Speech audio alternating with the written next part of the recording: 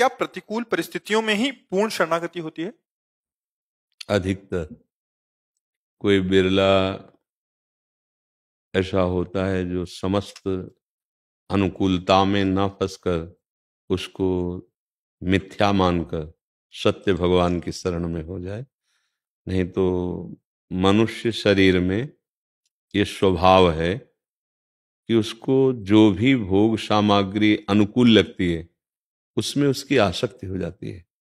चाहे कोई शरीर हो या कोई पदार्थ हो या कोई पद हो या कोई भी ऐसी परिस्थिति हो जो उसके अनुकूल होगी, उसमें उसकी आसक्ति हो जाती है। जब आसक्ति हो जाती है तो पूरा मन उसमें रमण करता है। फिर शरणागति कैसे हो सकती है? अनुकूलता में हमारा स्वभाव है ऐसा, प्रकृतिजन्य है ना। देख लो, आप देखो ना, जब अनुकूलता होगी तो उस वस्तु व्यक्ति की आसक्ति हमको प्रभु की तरफ मुड़ने ही नहीं देगी। और जब अनुकूल व्यक्ति वस्तु पदार्थ में जो हमारी आसक्ति थी, जब वहां से ठोकर लगती है, तब एक जगह दिखाई देती है कि अब प्रभु की शरण में हम जाए। जैसा अधिकतर प्राय होता है, कभी कोई बिरला पूर्व जन्म का ऐसा भजनानंदी कि उसको समस्त वैभव प्राप्त हुआ लेकिन वो आसक्त नहीं है, वो भगवान, वो बात एक अलग है। एक बिल्व मंगल जी बहुत बड़े महापुरुष हुए हैं, उनको बिल्व मंगलाचार्य कहा गया, पर वो पहले वैश्या में आसक्त थे। अब अनुकूल शरीर या पदार्थ या घटना परिस्थिति, इसमें मन आसक्त होता है, आपको पता है। अब वो इतना आसक्त हो गए कि अपने घर की सारी संपत्ति, चिंतामणि नाम था वैश्या को, दे दे। माता पिता ने देखा ऐसी दुर्गति, उन्होंने ब्याह करा दिया। जो पाणिक ग्रहण हुआ तो उसमें जो उनको पत्नी मिली वो बहुत पतिव्रता, पवित्र स्वभाव की, पर इन्होंने उसकी तरफ देखा भी नहीं। वार्ता या प्रेम आदि तो बहुत दूर की बात, लेकिन वो पतिव्रता थी इसीलिए सहन कर गई उनकी प्रतिकूलता को। उनके प्रति कोई दोष दर्शन नहीं। ब्याह हो गया, फिर भी आसक्ति चिंतामणि से, इसी दुख में माता पिता जलते हुए उनका शरीर पूरा हो, हृदय में बड़ा दाह, मतलब अपराध पे अपराध बनता चला जा रहा है। चिंतामणि ने एक दिन कहा, तुम्हारे पास क्या है हमें देने के लिए? क्योंकि वहां संपत्ति प्रधान बुद्धि कुछ है। भाग के गए अपनी पत्नी से, आज बोले जाके मेरे प्राण बचा लो। यदि चिंतामणि मेरी तरफ ना दे, आसक्ति, जैसे व्यसन में आसक्ति, शरीर में आसक्ति, शरीर संबंध में आसक्ति अनुकूलता में होती। पत्नी ने कहा, क्या सेवा मैं कर सकती हूँ?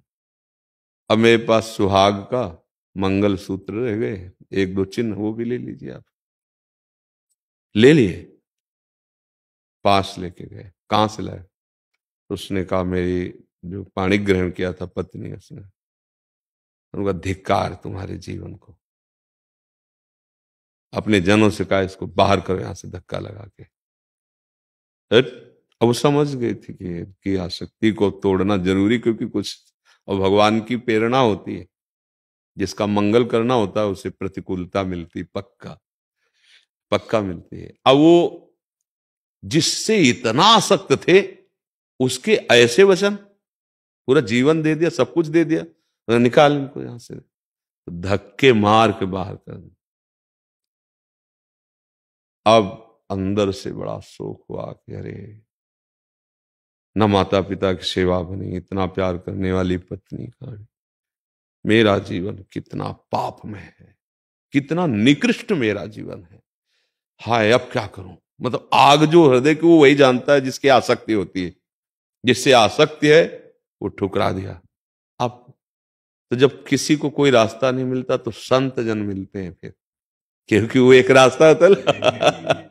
फिर वो किसी संत महापुरुष के चरणों में गए और बहुत रोए, भगवान अब तो उन्होंने कहा, तुम्हें चिंता नहीं करनी, बहुत प्यार करते हैं भगवान श्री कृष्ण, नाम दिया, मंत्र दिया, और वो बैरागी भी बन गए कि अब था ही नहीं कुछ संसार में, चित्त की शांति भगवान के चरणों में होगी। ऐसा वर्ष 2 वर्ष उस आश्रम में रहकर बढ़िया साधन किया, क्योंकि दुखी चित्त था ना, अब उसको तो कुछ चाहिए, तो भगवान का सहारा मिला।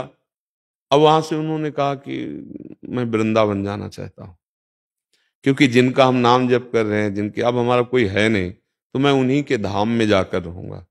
तो संत भगवान जो गुरुदेव थे आदेश कर दिया, वहां से चले हो तो कुछ ही कोस चले होंगे, देहाती भाषा में 3 किलोमीटर को 1 कोस कहते हैं ना, वो कोस चले होंगे। तो वहां एक मंदिर दिखाई दिया, तो सोचा यहां मध्याह्न विश्राम कर लें। तो वहां कोई 9 वधू आई थी मंदिर में पूजा करने, प्रायः माताएं बहने जाती रहती हैं। तो अब भगवत पूजा में तो घूंघट तो रखा नहीं जाएगा, तो ऐसे करके मन जी ही उसको देखा तो उनको पूरी चिंतामणि की आसक्ति थी ना, पूरा चेहरा चिंतामणि जैसा दिखाई, फिर पागल हो गए। आसक्ति एक अपना स्वरूप है, आसक्ति का बड़ा प्रबल रूप है।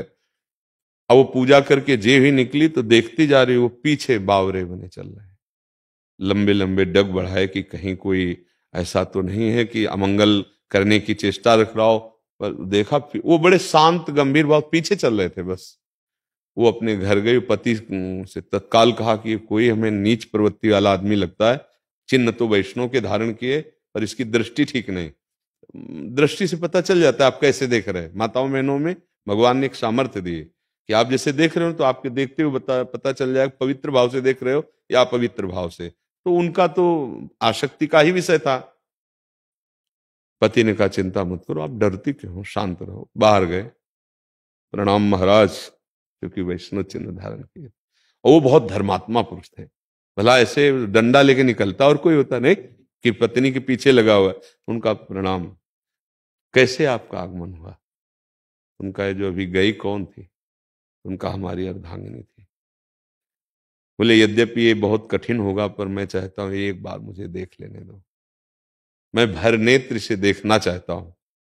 कहा अवश्य, आप चिंता मत करें, आप हमारे अतिथि हैं, हम आपका स्वागत करते हैं। पत्नी का आपको पता है वो गंदी दृष्टि से, हम हैं ना, एक बार आप सामने जाओ, ये याचना कर रहा है, मैं देखना, क्या फर्क पड़ेगा, हम है ना। वो सामने गए, देखा नेत्रों से, आह भर गई कि अरे प्रभु, कितना देखा कितना भोगा, आज तक तृप्त नहीं हुई इन दुष्ट इंद्रियों ने फिर मुझे गिरा दिया। उन्होंने कहा एक प्रार्थना मानोगे आप? हमको आवश्यकता है 2 सुई की, आप देंगे? अवश्य।